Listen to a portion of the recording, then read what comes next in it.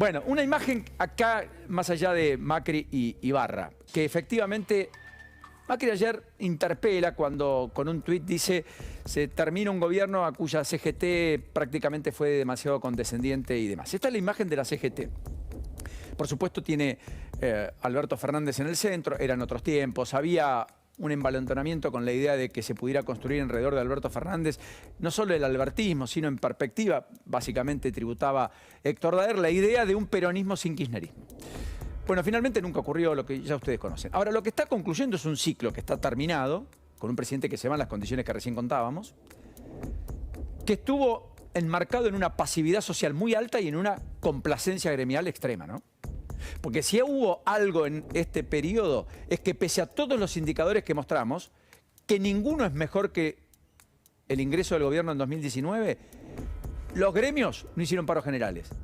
Y la pasividad social estuvo a la orden del día, salvo excepciones cuando pugnaban entre facciones internas de las organizaciones y movimientos sociales que integran el gobierno, que tenían casilleros en el Ministerio de Desarrollo Social, la cuotaparte de poder con la cual estaban lidiando. Esa pasividad social y esa complacencia gremial parecería una vez más, como ocurre cada vez que el peronismo deja el poder, volver a emerger al centro de la escena. De hecho, el lunes próximo, ATE, la Asociación de Trabajadores del Estado, va a hacer un paro con movilización en buena parte del país. El primer día de gobierno de Javier Milei.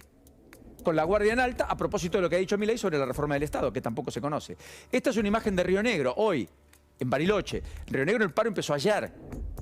Afectó a distintas dependencias y organismos públicos, porque cuando para la Asociación de Trabajadores del Estado, muchas veces son los auxiliares de la educación, las personas que están en los hospitales, o que llevan adelante y cumplimentan tareas en muchas dependencias públicas, las agencias de recaudación, entre otras cosas. O sea que efectivamente empezó una belicosidad que hasta aquí no habíamos tenido. De hecho, se unificaron UTEP y efectivamente la CGT, terminaron homologando ese acuerdo, lo contábamos ayer. Miren lo que ha sido el recorrido de la CGT en la Argentina desde el 83 hasta esta parte en términos de paros generales. Está claro que empezaron muy duros con Alfonsín, nadie esperaba la derrota del peronismo. El peronismo no se había preparado jamás para una derrota. Ocurrió 13 paros generales Alfonsín. A Menem, en 10 años, 10 años y medio de gobierno, 8 paros generales. Y miren que afectó derechos, ¿eh? ¡Wow! De la Rúa, 8 paros generales en 2 años. Los mismos que en 10 años y medio a Carlos Menem, que llevó adelante las reformas que afectaron y modificaron leyes en el mundo laboral, generaron privatizaciones, despidos, ramal que para, ramal que cierra, como frase emblemática de aquellos años, entre otras. Vino Duhalde, transición, 2 paros. Néstor Kirchner, 4 años, un solo paro, 4 años y algo. Cristina Fernández de Kirchner, 8 años de gobierno, 5 paros generales. Cuando Moyano particularmente, se dan los paros, pedía por la eliminación o la elevación del mínimo no imponible del impuesto a las ganancias, que hasta hizo paros pidiéndole por cargos en 2011, cuando incluso el propio Moyano tuvo la osadía en la 9 de julio de decir que deseaba un trabajador en la Casa Rosada, ¿se acuerdan? Como presidente. Como si Cristina no lo fuera. Macri, 5 paros generales. Alberto Fernández, 0. ¿Van a hacer paro en marzo? ¿En febrero? ¿En abril? ¿Tendrán licencia social después de lo que han hecho en el transcurso de estos años?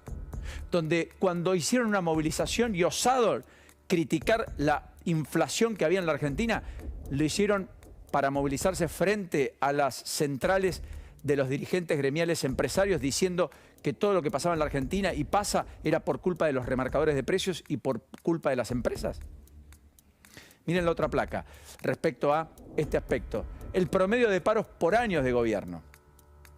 A Alfonsín le hicieron más de 2 paros por año, a De la Rúa 4. A Menem no llegaron a un paro, a Duhalde 1. Néstor Kirchner 0,3.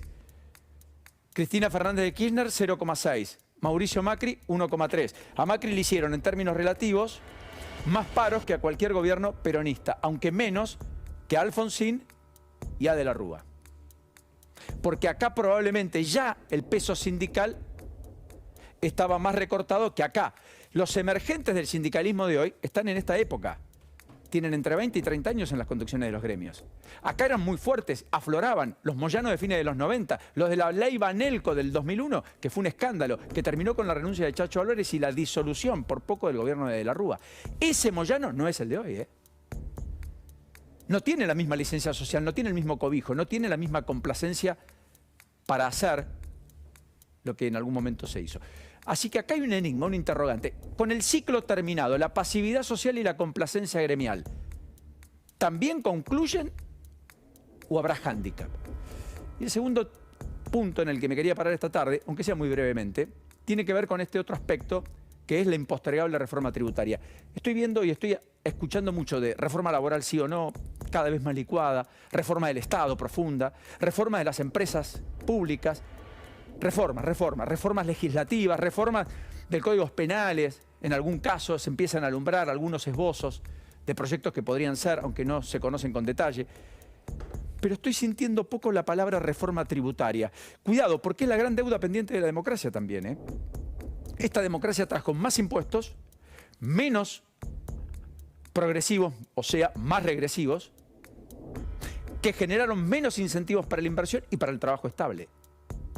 Se abordaron múltiples reformas en la Argentina, nunca una reforma integral tributaria. Milei llega con ese mandato. Él habló sistemáticamente de ello. ¿Lo podrá cumplir? Sería muy deseable, porque sería un cambio de época real.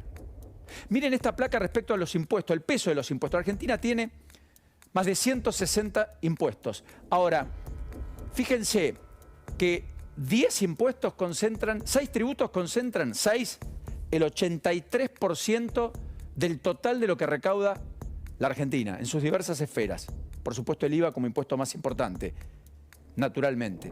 Después otros 10 tributos, si uno suma 10 tributos a los 6 anteriores, o sea, 16 impuestos de los 166, explican el 91% de la recaudación. Más de 9 de cada 10 pesos de lo que el Estado recauda. Y luego vienen 138 tributos que recaudan el 9% del total de la recaudación nacional, provincial y municipal unificada. Lo único que hemos tenido acá es inflación de impuestos. Nunca se recortaron, todo lo transitorio quedó permanente.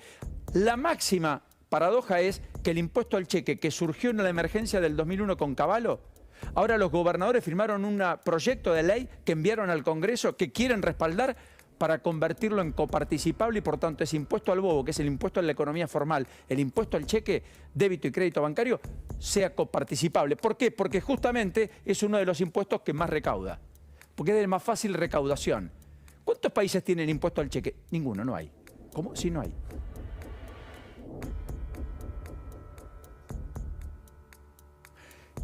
Impostergable reforma tributaria. No perdamos de vista todo lo que se dijo y todo lo que falta.